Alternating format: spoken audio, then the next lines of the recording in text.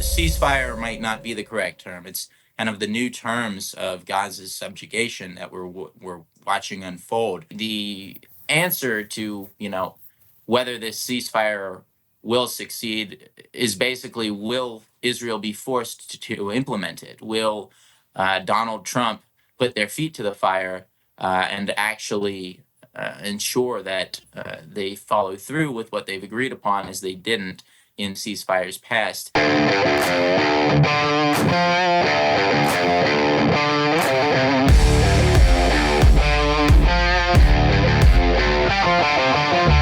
Coming up later on in the show, I'm joined by Privacy Academy co-founder Eric Mader. We'll be discussing the attempted introduction of digital ID and how we can still keep our private lives private despite the continued onslaught on freedoms.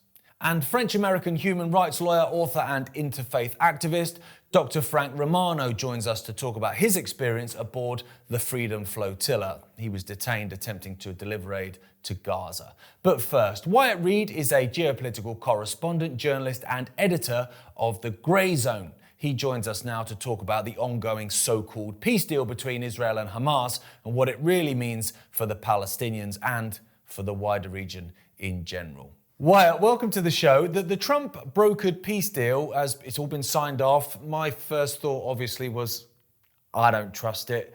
What's your take on it? Well, the ceasefire has only been in effect at this point for a handful of hours. We haven't gone more than a couple days, and it's already been violated by the Israeli sides, much like the previous peace deal in Gaza and, of course, the peace deal in Lebanon. Israel immediately pivoted to murdering Arabs once again as soon as the ink had finished drying. So this is kind of what we've come to expect so far. I think we've seen 6 Palestinians have been killed for crossing the so-called yellow line, which is a new occupation line that the Israelis plan on enforcing. These zones are not passable to Palestinians anymore. They are now military zones, and therefore anyone who approaches them can be treated as an enemy combatant. That seems to be the new MO.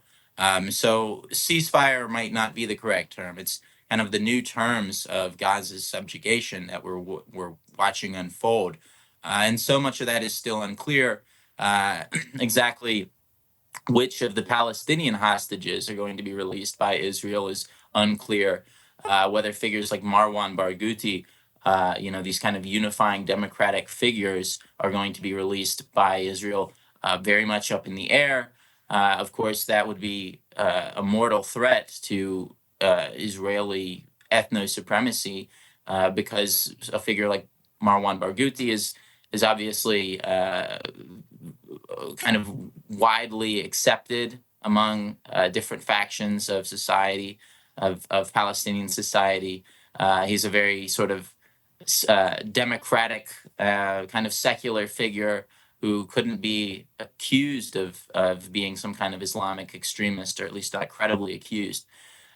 So the answer to whether this ceasefire will succeed is basically, will Israel be forced to implement it? Will Donald Trump put their feet to the fire and actually ensure that they follow through with what they've agreed upon, as they didn't in ceasefires past? And that, of course, is an open-ended question. Perhaps there's a part of Trump that enjoys playing peacemaker and doesn't want to see the Israelis, sabotage his kind of crowning achievement here. But whether that part of Trump is enough to override the part that enjoys being showered in money by the Adelsons, for example, that remains to be seen as well. I must admit, when I saw, well, for one, I agree with you. The amount of ceasefires that have been broken over the decades is, would lead me to believe that it's unlikely that it will hold. And as you say, it's already been broken. Another part that I noticed, and I'd be interested in your take on this, Israeli politicians seem to tell the truth in Hebrew, but they don't in English. So when this ceasefire and this peace plan was announced, They were talking about how, the IDF was going to pull back and all this kind of stuff, and Palestinians were going to be allowed to go in. There was going to be a ceasefire. And then Ben Gur was saying in Hebrew that he'd already instructed the IDF to bomb Gaza again in terms of destroying tunnels and other infrastructure. Why do you think it is that they seem to tell the truth, or at least tell the truth more often in Hebrew when they don't in English? Well, it's internal or external facing dialogue, speech. It's meant to be consumed by the very, very bloodthirsty Israeli public, which overwhelmingly supports as much bombing as it took in Gaza, which overwhelmingly claimed that there were no innocents in Gaza. The Israeli public, which has long before October 7th displayed levels of bloodlust that I would say should get someone committed. But the understanding of the Israelis, and this is something that you can look back, and there's the infamous clip of Benjamin Netanyahu kind of bragging about how America is a thing that is very easily controlled when he thought he wasn't being recorded.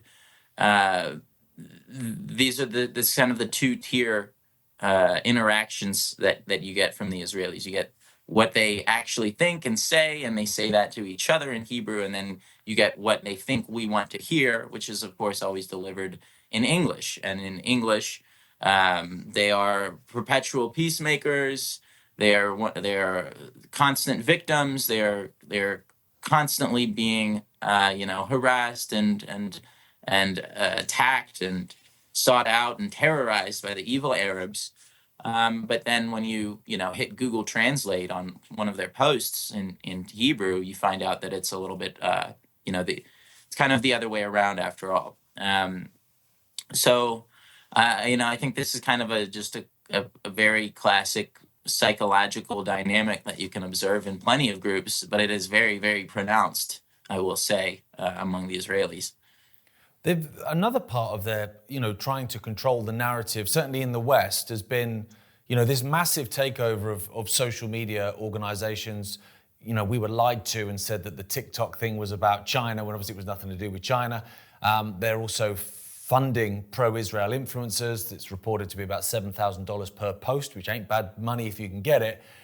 But they're also buying up TV networks, and you've written an article about this for the Grayzone about Larry Ellison buying up, CBS and then Paramount and stuff. What do you think that's about? Because for me, on the face of it, it's about controlling the narrative. But for me, I think the genie's out the bottle in terms of what they've done. So do you think maybe it's about what they're planning to do? Yeah, well, this is. If you read this article, which I think is important, the headline is New CBS owner David Ellison met with top Israeli general in scheme to spy on Americans. What it shows is that this current buyout, this current takeover of Paramount and of CBS News is really a long time coming, because we have emails showing that 10 years ago, the son of Larry Ellison, David Ellison, who's now the head of Paramount, of this group that includes CBS News, he was secretly coordinating with Benny Gantz, with the former top IDF general, in order to create a group of Western Jewish billionaires who would be called the 12 tribes under the terms of this scheme. And these 12 Jewish billionaires, who would each be named after one of the original Israeli tribes, Jewish tribes, they would kick up over $1 million each to create this kind of anti-Palestine slush fund that would be directed by the Israeli government, but nominally separate from Israel. And this is, of course, part and parcel of how Israel avoids filing as a foreign agent. They have dedicated years and years of study to this, and they have come up with their secret formula by which they are able to influence untold amounts of control over American society, while claiming they have no responsibility, pleading ignorance. And the way that they do that is this exactly what we've written about at the Grayzone, they get these kind of cutouts, these sort of uh, Jewish American figures of questionable loyalty to basically serve as middlemen and funnel money from Israel into the American political process. And so this was what David Ellison was doing 10 years ago. And at the time, they were terribly freaked out about the so-called BDS movement, the boycott, divestment, sanctions movement, which was then encouraging young Americans to withhold all of their money from uh, Israeli companies, companies that did business with Israel, and then American companies that subsidized Israel as well. And this was largely successful in a way that I didn't realize at the time, because we've really um, the the situation has shifted so dramatically in America regarding support for Palestine, which is now for the first time a majority of Americans support Palestine over Israel, something I really never thought that I would see in my lifetime, frankly.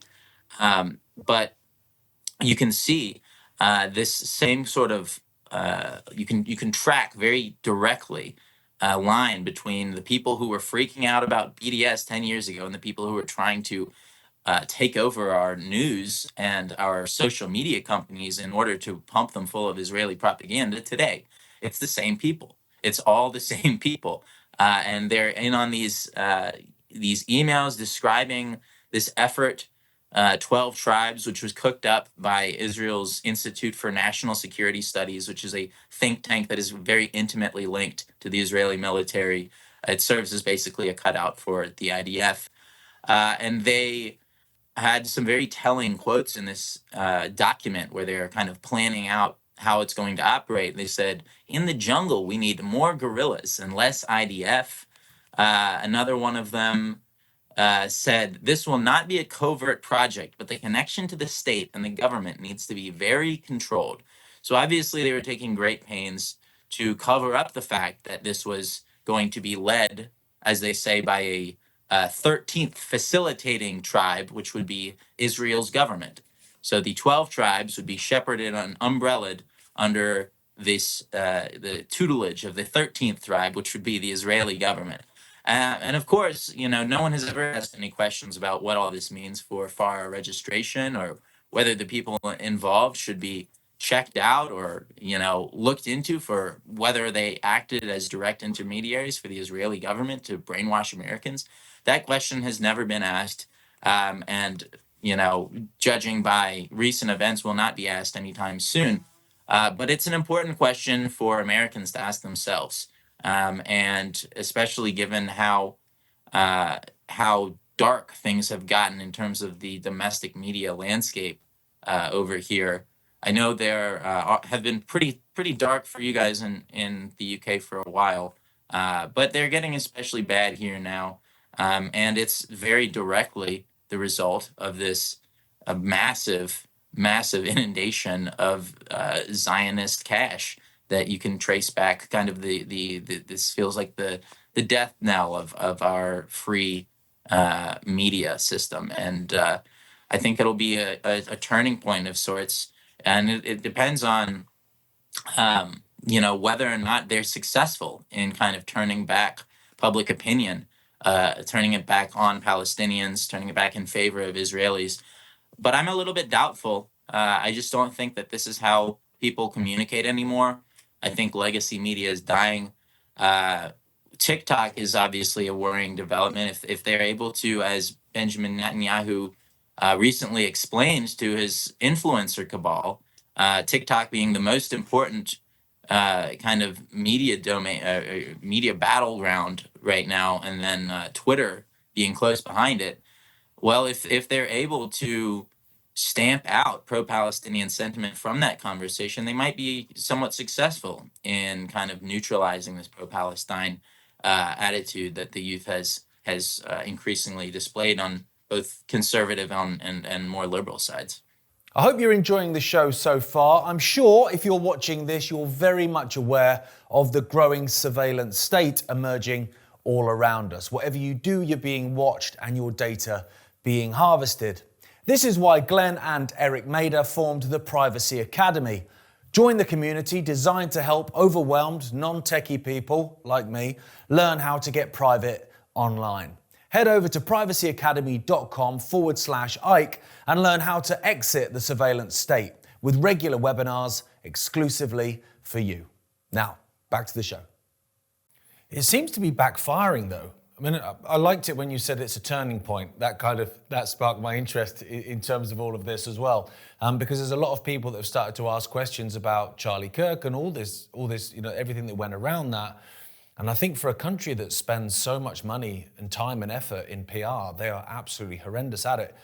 But why do you think that so many particularly conservative mouthpieces kind of not only look the other way on what's gone on in Gaza, but actually kind of almost try and justify it and lie and say, there's nothing going on, it's Pallywood, there's no genocide, because they can't all be on the payroll. Is it also that it's not just a case of just money, although there's plenty of that going on, but actually there's a little bit of fear that, well, actually, if I don't toe the line, then algorithmically, career-wise, or worse, it's not going to work out well for me. So I'm just gonna toe the line with Israel.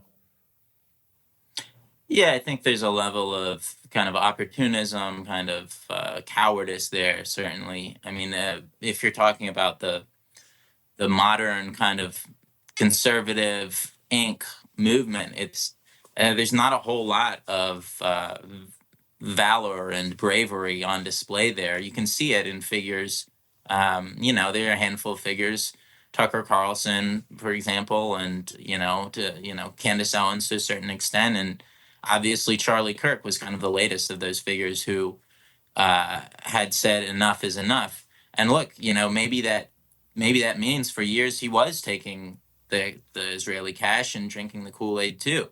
But at the end of the day, he was not comfortable with that arrangement anymore, and turned it down quite explicitly when Netanyahu is offering this, tens of millions or maybe over 100 million in cash, and he's flatly rejecting it when Netanyahu is demanding he fly out to Israel to come pray at the wall like everyone else. He refused, and so yeah, I mean. His role in kind of legitimizing and justifying Israeli propaganda's or Israelis' propaganda in the past aside, he was clearly shifting, and we know that now, and we have the receipts, as they say. We have the visual confirmation in the form of these texts that have been verified by TPUSA insiders. So we know his shift on Israel, whether that was motivated by Jewish megadonors withholding money from his campaign, from TPUSA coffers or not, the end result was the same. He said, I am leaving the pro-Israel cause. I have been left with no choice but to leave the pro-Israel cause. That would have been a powerful example. Where I mean, Charlie Kirk delimits the acceptable kind of grounds of debate within the conservative sphere, or he did until he was killed, of course. He was really kind of a tastemaker and a trendsetter, in a way that there were very few rivals to his stature in the conservatives.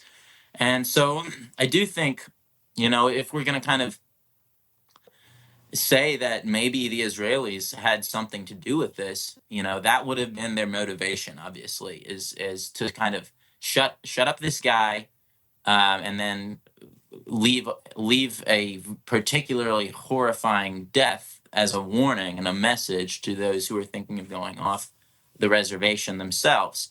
But I do think when you're talking about the figures who genuinely view themselves as being on the side of righteousness and on the side of God, it's kind of hard for people to face themselves in the mirror when they are taking Israeli monies and lying to their followers for money. So there is something since in the sincere conservative figures that I think makes them difficult to buy, to purchase their conscience. And obviously, that's not the case with all of them, and especially as we know, these $7,000 per post people who are making it pretty clear when they're getting paid.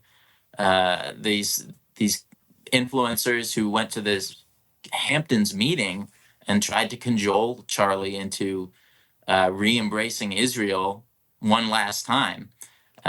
These people are, obviously have no principles, but they also, perhaps more importantly, have very few followers. They don't get a lot of genuine engagement, and we can see even now, in the wake of Charlie's death, all of these kind of pro-Israel faux influencers who are just getting jammed into everyone's algorithms. I'm forgetting the name of this. There's a particular young one, Brian something, I think. But he's been everywhere. He had, maybe a couple thousand followers a few months ago, and now he's got 300,000. He's on Fox News every day.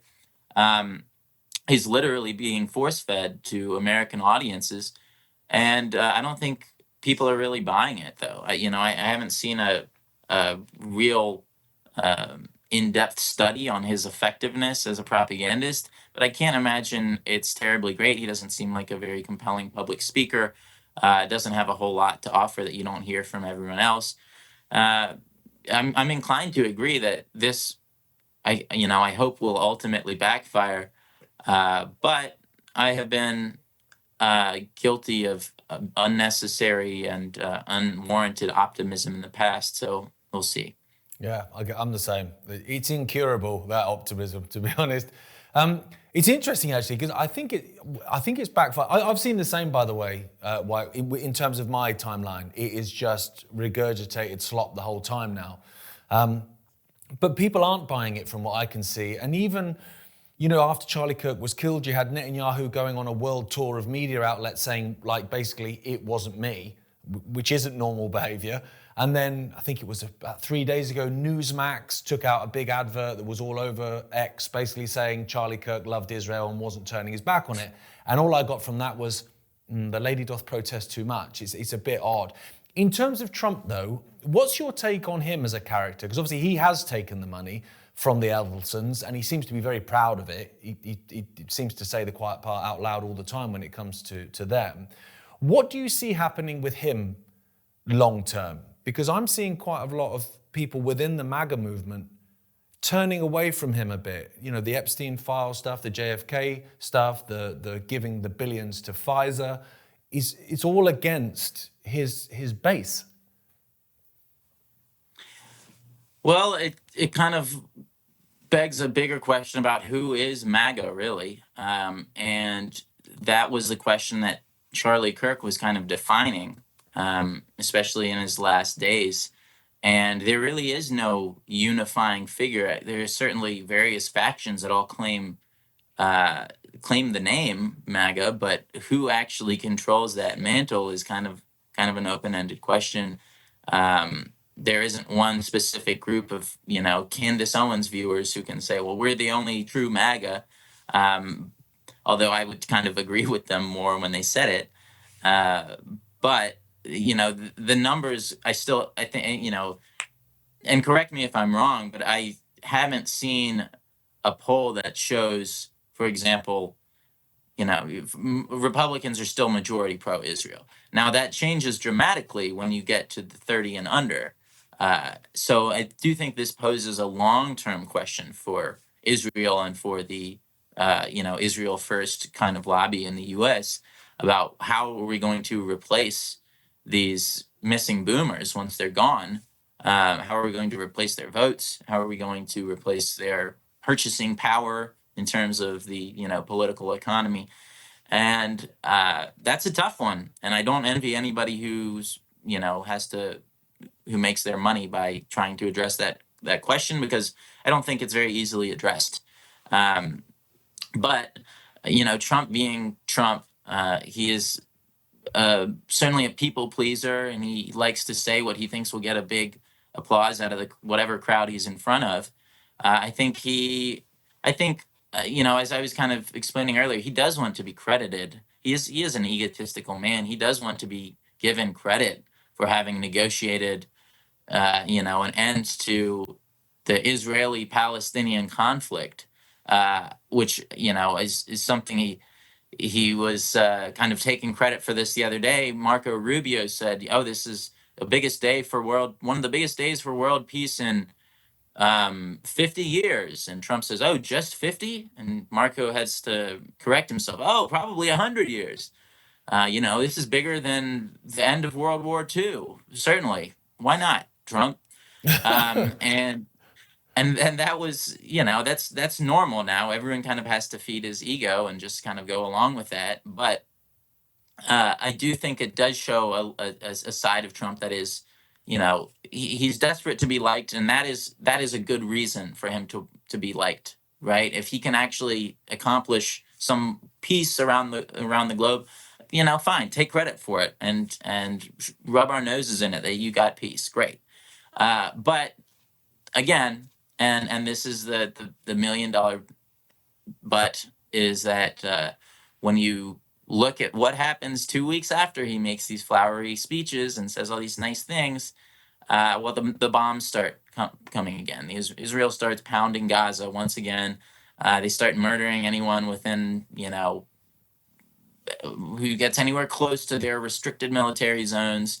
They start making it clear that, no matter what Trump says, we dictate the reality on the ground, and that's never going to change.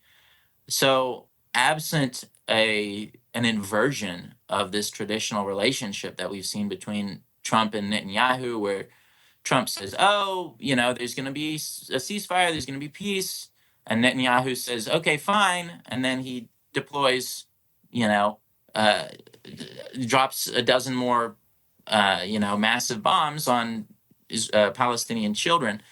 There's we're left with no other conclusion but to make that Trump doesn't really call the shots here. Netanyahu does, and this was something that was kind of it was an odd spectacle when Trump addressed Israeli parliament yesterday, and he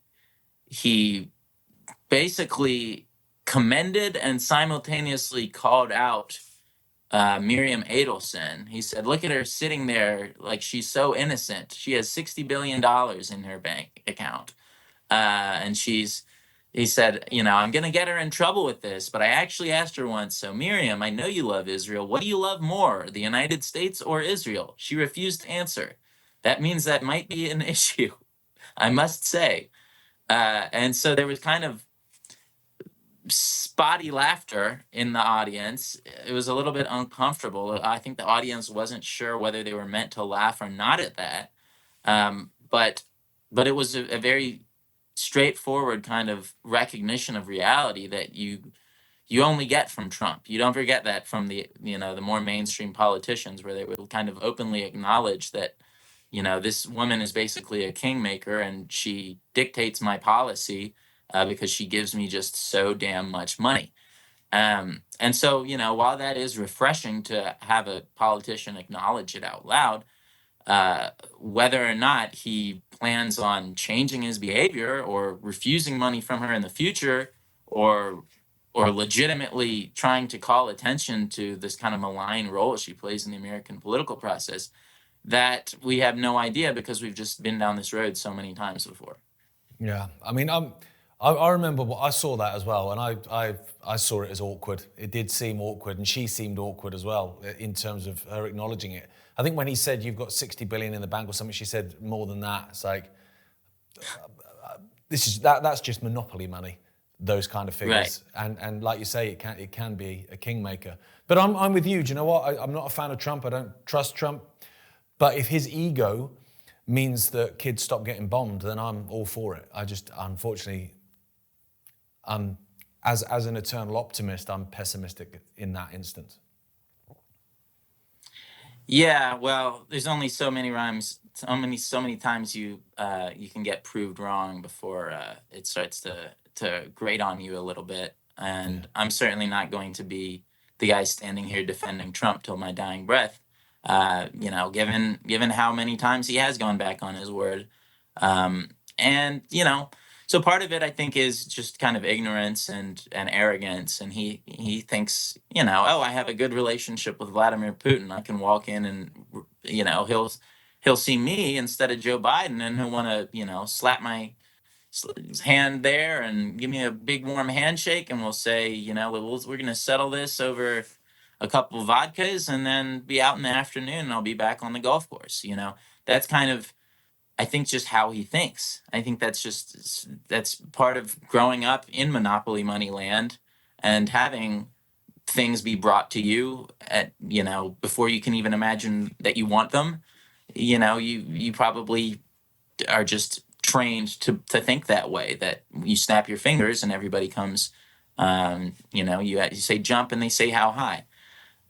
So that does make sense as an aspect of Trump's personality. I just I still, I don't know that it overrides his love of money as is just base level kind of instinctive MO being, let me just accumulate as much money as possible. Because the way that I frame his understanding of Israel Palestine is basically, it's a chance to play both sides against each other. I can play the Arabs against the Jews and the Jews against the Arabs, and I can make money off of both sides on the way down.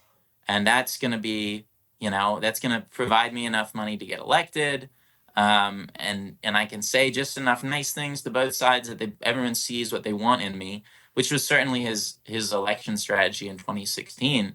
He was doing events with Muslim leaders in Dearborn, Michigan, promising to end the war, and then a week later he's in New York making promises to hand over the West Bank to the Israelis.